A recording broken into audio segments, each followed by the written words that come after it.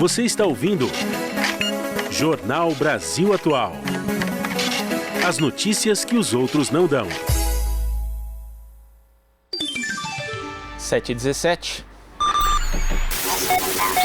Custo de vida, emprego e desemprego, cesta básica, tarifas públicas, salário mínimo. Agora, na Brasil Atual, a análise do DIEESE.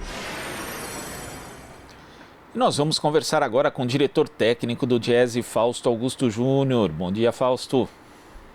Bom dia, Glauco. Bom dia a todos.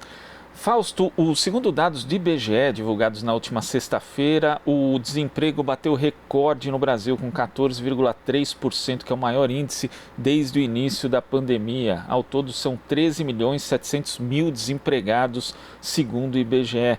E é algo que você já vinha alertando há algum tempo, Fausto, em relação às pessoas que agora estão voltando a procurar emprego. Quer dizer, como elas estavam fora das estatísticas, então o índice de desemprego estava um pouco mais baixo, mas agora a gente vai começar a ter a realidade da desestruturação do mercado de trabalho no Brasil, Fausto? Sim, Glauco, é um pouco da percepção que já se tinha, ou seja, o próprio indicador, né, a taxa de desemprego não correspondia de fato à quantidade de pessoas que estavam fora do mercado de trabalho. O mercado de trabalho já vinha ruim antes da pandemia. Com a pandemia, ele se desestruturou mais ainda, em especial no mercado informal, que de certo modo teve ali um processo muito acelerado de perda de postos de ocupação.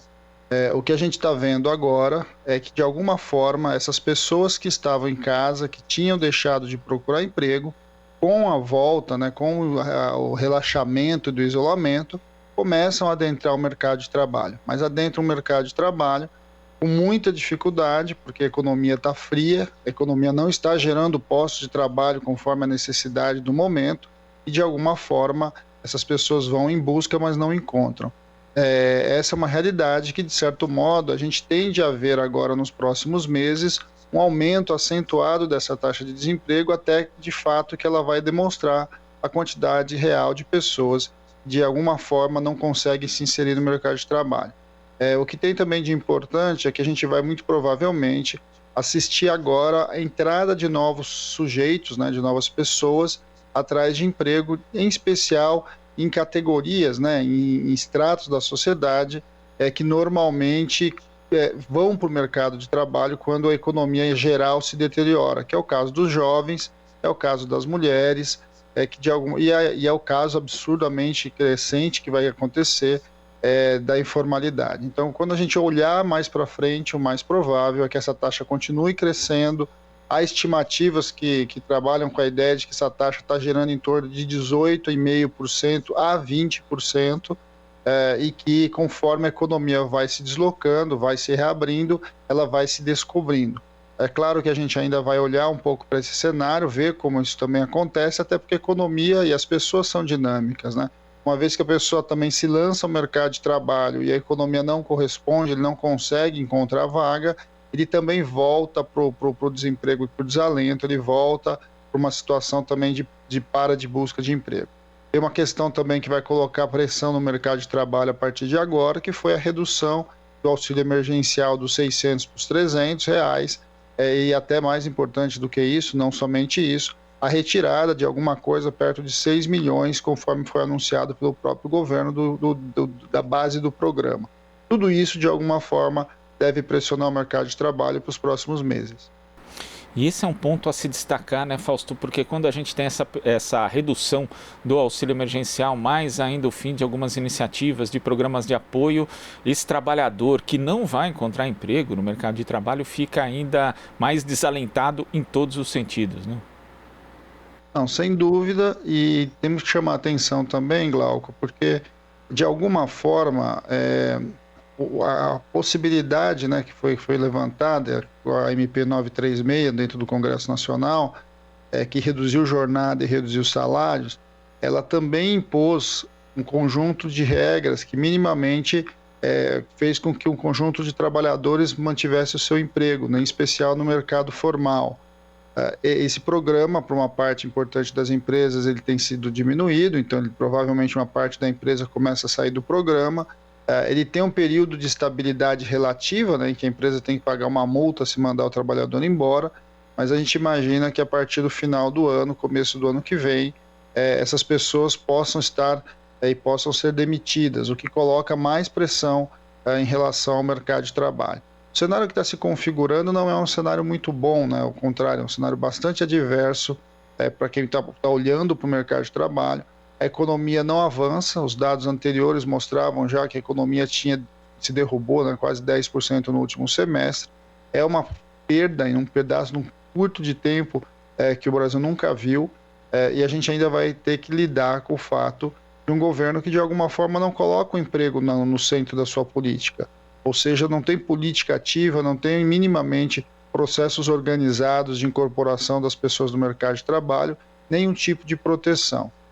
O que a gente tende a ver, então, é que quando essas medidas emergenciais que foram, de certo modo, construídas por dentro do Congresso Nacional começam a deixar de existir, a pressão sobre o mercado tende a aumentar, a taxa de desemprego tende a aumentar e a renda média do trabalhador vai cair.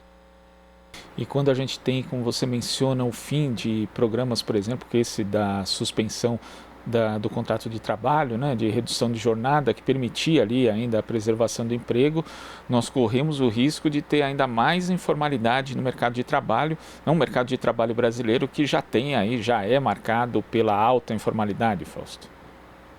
Bem, nós estamos entrando naquela fase, Glauco, que já há um momento anterior a gente já havia alertado. E as empresas, de fato, elas não quebram durante a pandemia, não quebram durante um processo ali de fechamento e isolamento, elas quebram no seu processo de retorno, né? Porque no processo de retorno, elas voltam tendo que pagar as folhas de salário integrais, elas voltaram, né, ter que pagar os impostos de maneira integral, elas têm que pagar o seu fornecedor, de certo modo, ela precisa buscar capital de giro.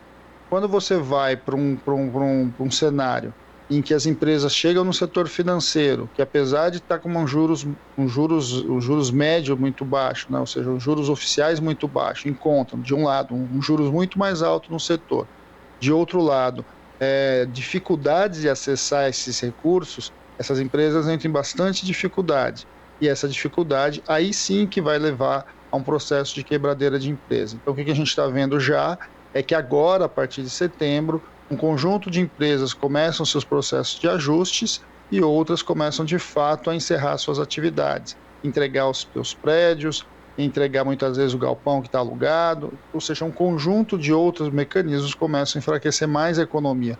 É preciso agora uma ação imediata, de fato, que o governo de alguma forma coloque recursos para essas empresas poderem girar, coloque minimamente programas que de alguma forma lide com a situação em especial do trabalhador informal, de modo que e coloque recursos, dinheiro na economia, de modo que a economia possa voltar a girar com mais facilidade, girar com mais velocidade.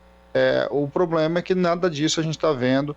A única proposta que o governo tem para sair da pandemia são as reformas, e as ditas reformas, de fato, elas não impactam em absoluto o mercado de trabalho. A gente espera para os próximos meses bastante dificuldade e que de alguma forma a gente consiga pressionar outros poderes para que sim tomem decisões, de certo modo reaqueçam a economia, porque é fundamental agora nesse momento que você dê apoio às empresas de um lado e apoio ao trabalhador de outro.